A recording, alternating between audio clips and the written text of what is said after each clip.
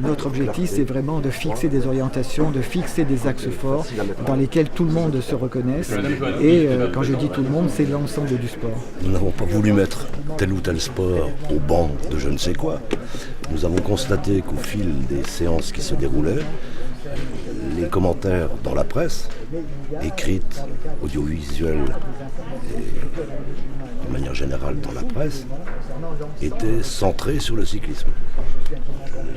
La proximité du Tour de France monopolisait les questions sur ce sujet. C'était pas un rapport contre le cyclisme, ni pour le cyclisme.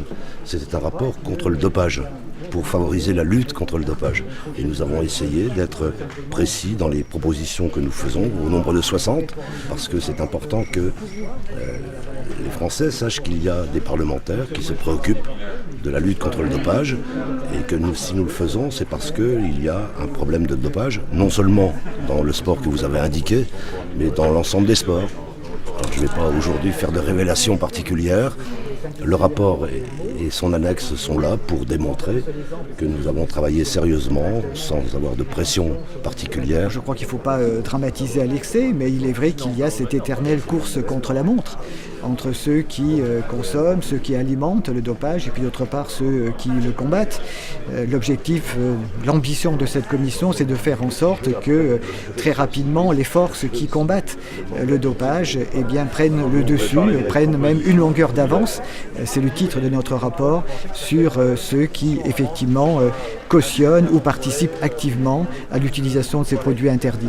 N'oublions pas que la politique officielle en France, mais également au niveau international, c'est la non-utilisation de ce type de produits. Donc l'objectif en matière de politique publique ne peut être que l'éradication.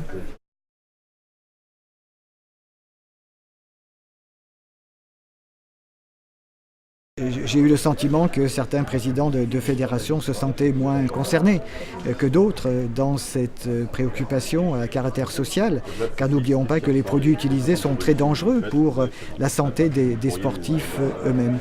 Mais j'espère effectivement qu'à partir de cette commission, à partir du moment où la parole se libère, tout le monde se sentira davantage concerné. Je crois aussi que l'organisme qui fédère l'ensemble de la famille sportive, c'est-à-dire le Comité national olympique et sportif, donnera un certain nombre de consignes, de préconisations à ces fédérations qui, pour certaines, donnent le sentiment parfois de traîner un petit peu les pieds. Je le rappelle, il n'y a rien de pire que la politique de l'autruche en la matière. Si l'on veut construire quelque chose de nouveau, il faut le faire sur des bases saines, notamment en termes de vérité et en termes de transparence. Mais c'est vrai qu'aujourd'hui, face à certaines réticences, je m'interroge sur la capacité de certaines disciplines sportives à s'autoréguler elles-mêmes, d'où l'intervention nécessaire de la puissance publique et notamment de l'État.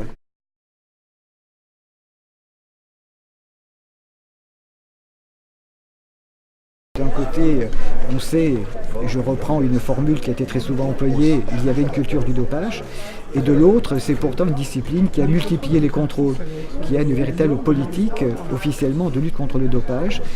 Mais ce qui est paradoxal, c'est qu'il y a eu des comportements, notamment de certains dirigeants, qui s'opposaient quasiment à la recherche véritablement de ces produits dans le monde du cyclisme.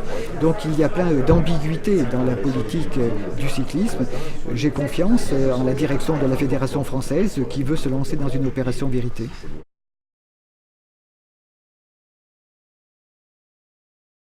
Je ne suis aucune pression, ni de droite, ni de gauche, ni du centre, ni d'ailleurs. Je suis assez connu pour être insensible aux pressions. C'est peut-être la raison pour laquelle je n'en ai pas eu, du moins en ce qui me concerne. Les membres de la commission ne se sont pas plaints d'avoir des pressions diverses et variées. J'ai eu l'occasion à plusieurs reprises de dire à certains de vos confrères « Je ne vous dirai rien, puisque le rendez-vous, c'est la présentation officielle du rapport. C'est aujourd'hui. Nous avons dit ce que nous avions à vous dire. Nous avons répondu à vos questions. Mais je crois qu'il faut bien comprendre que c'est 4 mois de travail de la part de la commission. Ça a intéressé les sénateurs, ça intéresse la presse, tant mieux.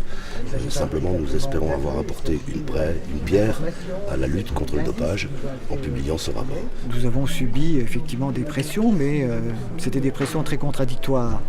Pour certains, il fallait diffuser, pour d'autres, il ne fallait rien dire.